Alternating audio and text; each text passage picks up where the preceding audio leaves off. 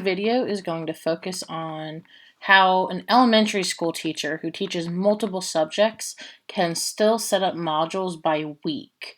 I still feel like setting it up by week is beneficial. You could set it up by subject, but by week, I think I can show you a way that would make it helpful.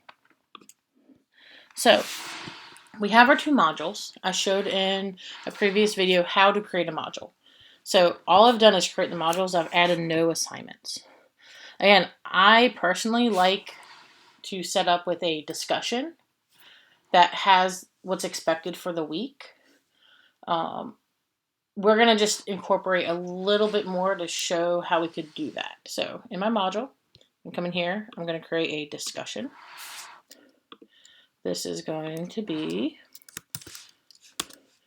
our math discussion. So within our math discussion, we're going to come in, edit. Math, this week we're working on Unit 1, for instance. Then you're going to have your direct instruction video. You're going to link that in right over here, which I'm going to show another one, but essentially assignments. If this was it, I'd link it in.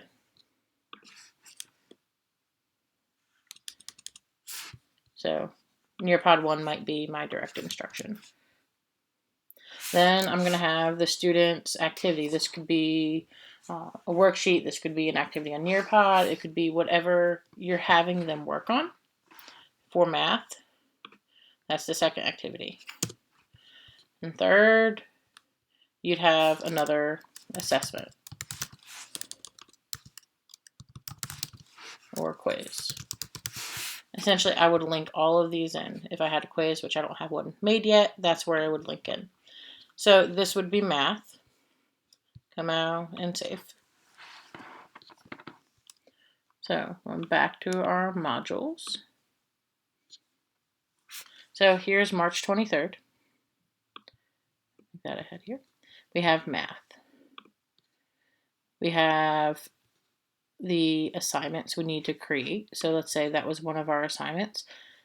This is where you need to pay attention. So stop, focus. Here's a change from our previous video. You need to indent one level. So if you look, here we have math. Here's the math assignment. Again, let's say we had an independent activity, indent level 1, add assignment. So these are under math. Those are the math activities for March 23rd to 27th. Then we have a new module, We have a new discussion. Discussion is going to be where you are. So now we're going to do reading.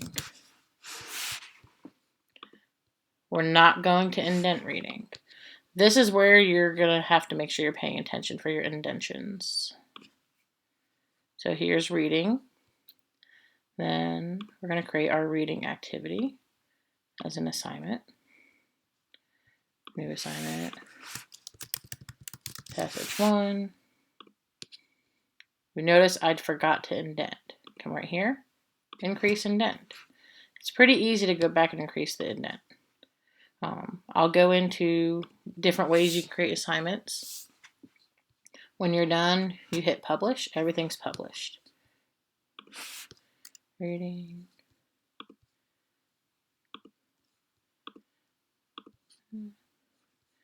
We're going to create next discussion. So here is our science discussion. We're not going to indent that.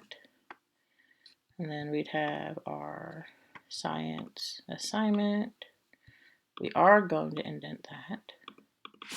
This will be science video, to be discovery education, whatever you are using for science. And then these are published, they're live, they're ready to go. You can add writing, you can add social studies. But by doing this, okay, I know this week as a module, I need to work in math. Here are my activities. Reading, here are my activities. Science, my activities.